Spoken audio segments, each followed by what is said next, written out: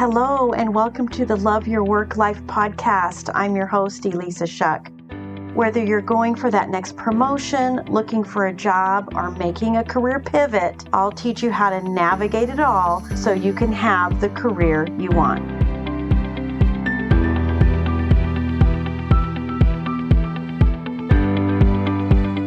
Welcome to the Love Your Work Life podcast, episode 45. What if you apply to that job and you really are only 60% qualified to do it? Well, first of all, I think your brain thinks 60% when I think you're probably actually more qualified than that. The qualification piece, we're always battling a little imposter syndrome and, feelings inside that diminish our experience. So chances are that you're more qualified than you think you are. And of course, you're going to have your transferable skills that show up for you, and you're going to have experiences and things you've learned over time that aren't currently required of you, and your brain will serve those up when it is required of you. But what if there is a particular hard skill that you really don't have a lot of experience with? This is normal. And the normal thing that people will do when asked a question about that experience is say, you know what, I don't have a lot of experience with that, but I learned really quickly. I'm a quick study. No. Answering a question that way is a huge mistake. And here's why. Because what's going on in the mind of the hiring manager is, wow, I really like this person, but they're going to require some training. Does that mean I'm going to have to stop and train them personally? Or maybe I'm going to have to take my best person off a project and train them? It starts to feel like a burden.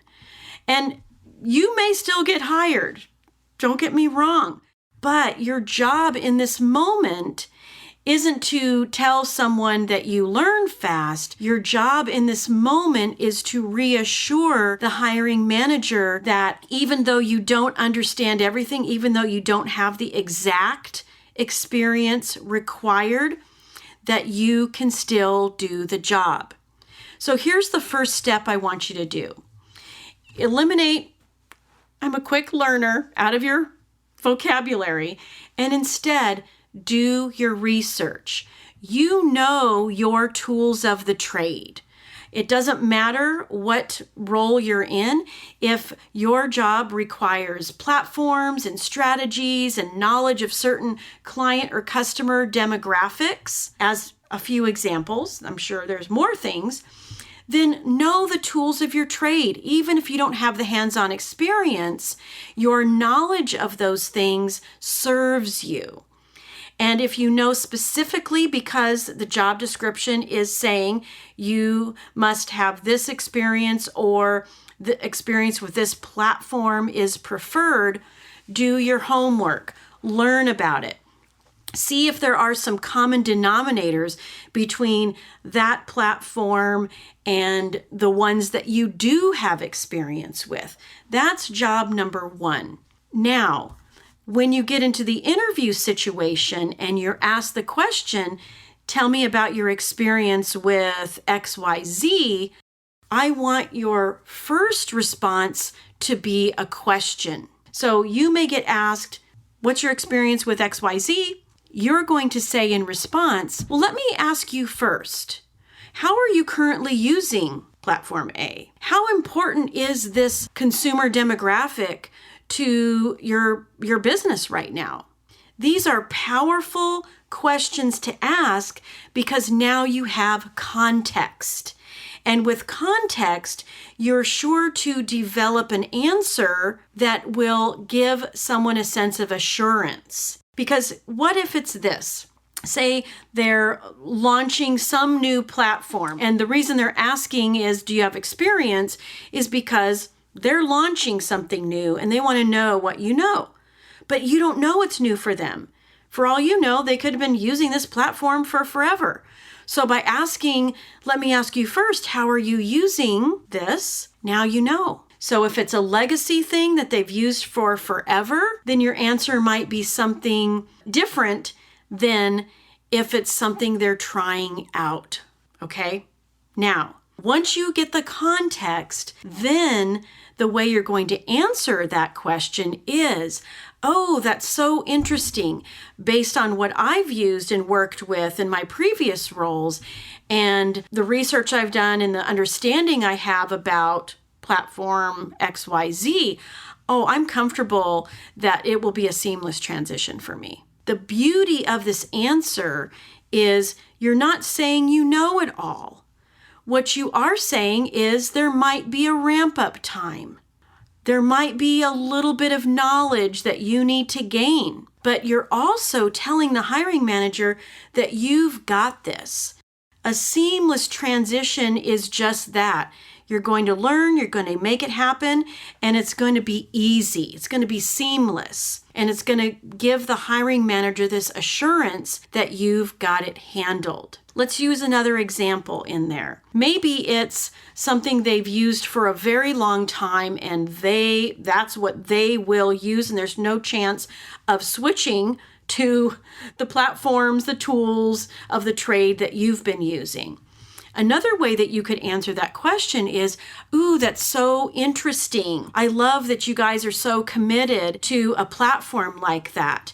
In my previous role, I didn't have the opportunity to use it, but based on what I know about it and the research I've done and the similarities that it has with the platforms, the tools, that I have used, wow, I'm comfortable it's going to be a seamless transition for me, and I'm actually looking forward to using XYZ. You see where that goes? It's really giving that hiring manager a sense that this is a no-brainer for you, that you're willing to learn, to invest, to do the things that you need to do to make a difference. How have you experienced these kinds of questions? Look back at the way you've answered in the past. Understand that you, of course, are a quick learner. Nobody in their right mind would answer the question that they're not. But when you eliminate I learn quickly, and especially eliminate the I don't knows from there, the I haven'ts from there, those do not serve you. They don't do anything but create doubt in the mind of the hiring manager. Instead, change your answers to based on what I know, based on what I've used, based on what I understand about the similarities between this and that. This is going to be an easy thing for me. This will be seamless, and I'm excited about it. All right, take this technique into your interviews. I promise you, it will make a huge difference, and you will start to create that know, like, and trust factor with the hiring manager so that they understand that hiring you isn't going to be a burden to them. It's actually going to be a relief. You can do it. All right, turn that around. I'll talk to you again soon. If you're listening to this podcast, you want to check out Job Search Field Guide. It's the job search strategy course that takes everything I share here, goes deeper, and teaches you how to apply these tips, plus giving you all the tools you need to have a successful job search. And by successful, I mean landing a job you want as quickly as possible. Job Search Field Guide gives you a job search strategy so that you can make any move you want in any market, never have to feel trapped or stuck, and always have control over your career. I can't wait for you to join. I will see you on the inside. All you need to do is just go to elissashuck-careercoach.com. You'll get all the details. I'll see you there.